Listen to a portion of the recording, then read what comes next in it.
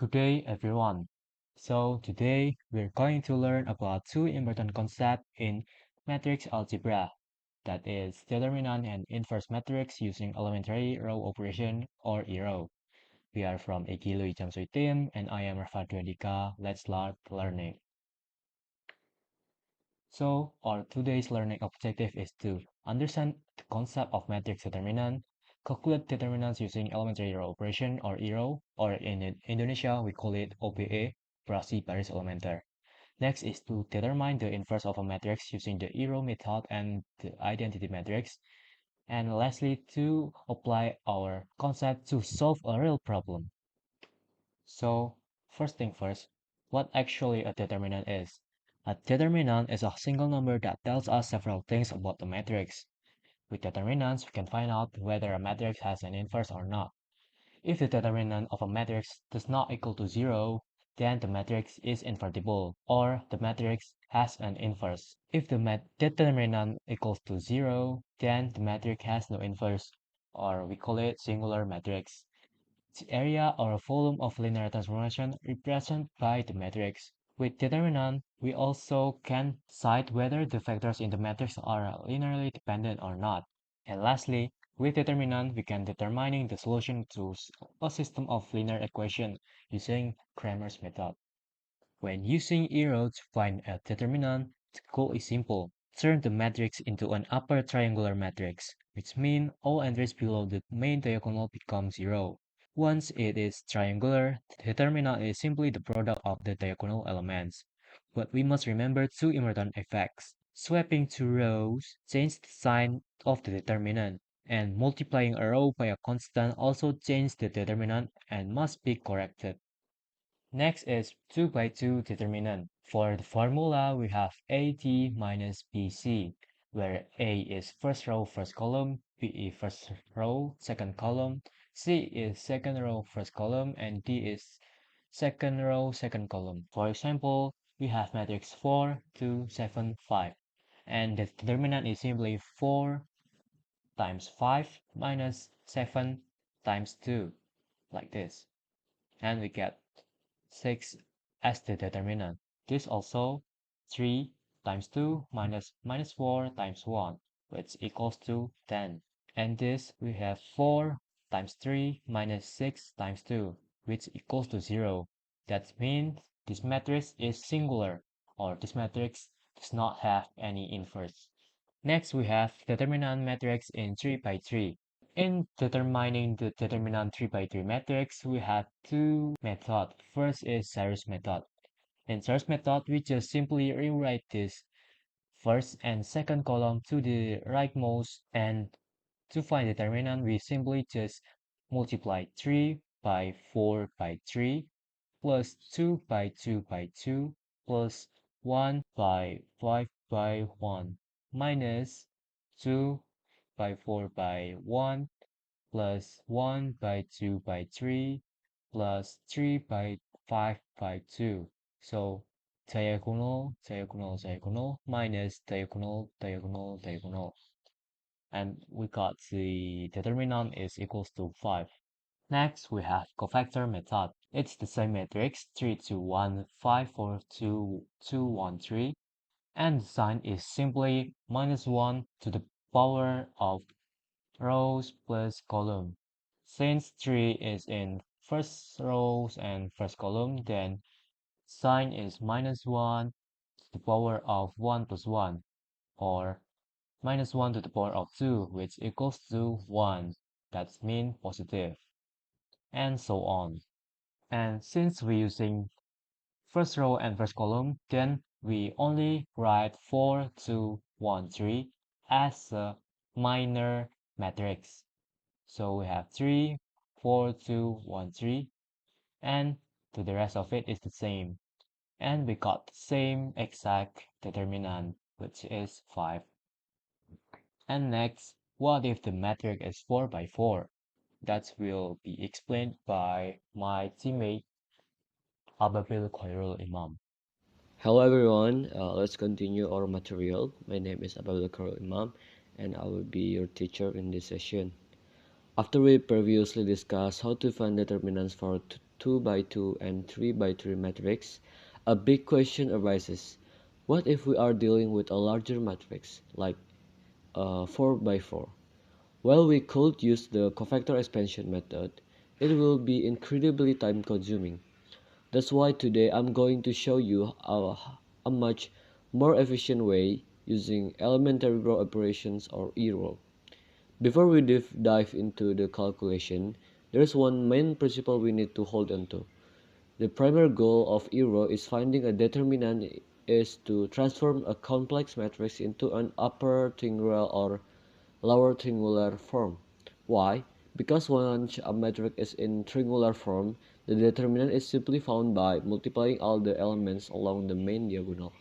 However, remember that the three are rule of the game in Euro that affect the determinant values. You can see in the slide before. Okay, this is step by step the process. Let's look at the example on the screen. We have 4 by 4 matrix or matrix A. Step 1 is eliminating the first column. We use the 1 in row 1 column 1 as our pivot. Our goal is to turn all the numbers below it into 0. Row 2 minus 2 times row 1. Row 3 minus row 1. Row 4 minus 3 times row 1. Now our first column is clean, now below the pivot. Next, we use the 1 at position 2.2 as our next pivot to zero out the numbers below it, which is row 3 plus row 2, row 4 plus 2 times row 2. The result is what you see here on the slide. Finally, we process the fourth row, so that's all elements below the main diagonal are 0. We perform the operation of L4 dikurang 5 per 2 R3. Now our matrix has successfully become an upper triangular matrix. Now that we reach this form, finding that the determinant is very straightforward. Following our principle from earlier, we just multiply the numbers on the main diagonal. So the determinant of this seemingly complex 4 by 4 matrix is simply 5. To wrap things up, Eero is a powerful tool that helps us simplify metrics without having to deal with long strings of cofactors. The key is precision. Be careful with your row operation to ensure your diagonal is formed correctly. Next, we will learn about matrix inverse. But before we get into the topic, let's first look at our learning objectives. By the end of this lesson, you should be able to understand the concept of a square matrix inverse, determine matrix inverses using the augmented matrix and elementary row operations or ERO, and perform row operations correctly without changing the determinant value. First, we have to understand the basic concepts. So, an n times n matrix A has an inverse written as a to the power of minus 1 if and only if its determinant is not equal to 0 or the determinant A is not equal to 0. This condition is important because a determinant of 0 means the matrix cannot be reversed. In other words, the information in the matrix is not sufficient to produce a unique inverse. When the inverse exists, multiplying the matrix by its inverse results in the identity matrix, shown as A times A to the power of minus 1 is equal to I. The identity matrix works like the number 1 in regular multiplication, so it doesn't change the value of the matrix. Here we have the 2 times 2 matrix inverse. So to find the inverse of a matrix, we must first calculate its determinant. As shown in the formula, the inverse of a matrix is equal to 1 over the determinant multiplied by the adjoint of the matrix. For these kinds of matrix, the determinant is easy to find. It is obtained by using the cross product, which is AD minus BC. After finding the determinant, we form the adjoint matrix. In a 2 times 2 matrix, the adjoint is created by swapping the positions of A and D and changing the signs of B and C. Finally, we multiply the adjoint matrix by 1 over the determinant to obtain the inverse matrix. Let's move on to the 3 times 3 matrix inverse. So, To find the inverse of a 3 times 3 matrix, the determinant of the matrix must not be equal to 0. The formula for the inverse is 1 over the determinant multiplied by the adjoint of matrix A. To obtain the adjoint matrix, we must first find the minor matrix, then the cofactor matrix, and finally the adjoint matrix. In this example, we calculate the minors by eliminating a specific row and column from the matrix. For example, we eliminate row 1 and column 1, then row 1 and column 2, then continue this process for all elements. After finding the minors, we apply the cofactor sign pattern, which causes some values to become negative. This gives us the cofactor matrix, and by transposing it, we obtain the adjoint matrix. Next, we will learn about matrix identity, which is used as a target when finding the inverse of a matrix using elementary row operations or row. So, for a matrix A, we first form an augmented matrix written as A bar I in square brackets, where I is the identity matrix.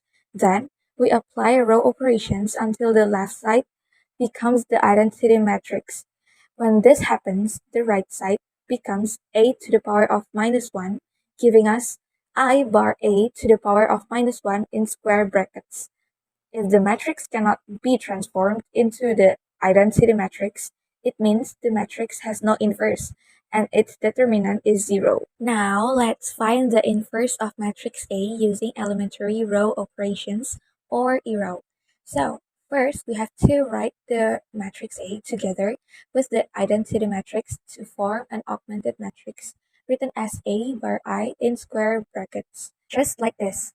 After that, we apply elementary row operations to the augmented matrix because our goal is to transform the left side matrix A into the identity matrix. As we perform these row operations, whatever changes happen on the left side also happen on the right side. After completing the operations, the left side becomes the identity matrix. This means the right side is now the inverse of matrix A, written as A inverse. Therefore, the matrix on the right side of I bar A to the power of minus 1 is the inverse of matrix A. And lastly, in this slide, we see a real-life application of metric inverse in cryptography, specifically using the Hill cipher. The Hill cipher encrypts message by multiplying vectors of letter with a key matrix modulo 26, since are 26 letters in English alphabet. To decrypt the message, we must find the inverse of the key matrix modulo 26. Therefore, the matrix must be invertible under modulo 26. First, we compute the determinant of the key matrix, which is 9. A matrix is invertible modulo 26 if its determinant is relatively prime to 26. Since the greatest common divisor of 9 and 26 is 1, the determinant has a modular inverse, which is 3. Therefore, the matrix can be inverted and used for decryption. Using the inverse of the determinant and the adjoint matrix, we obtain the inverse of the key matrix modulo 26, which is 15, 17, 20, and 9. This inverse matrix is used to recover the original message from the ciphertext. If the determinant did not have a modular inverse, the matrix would not be invertible, and decryption would be impossible. This shows why matrix inverse is essential in the Hill cipher.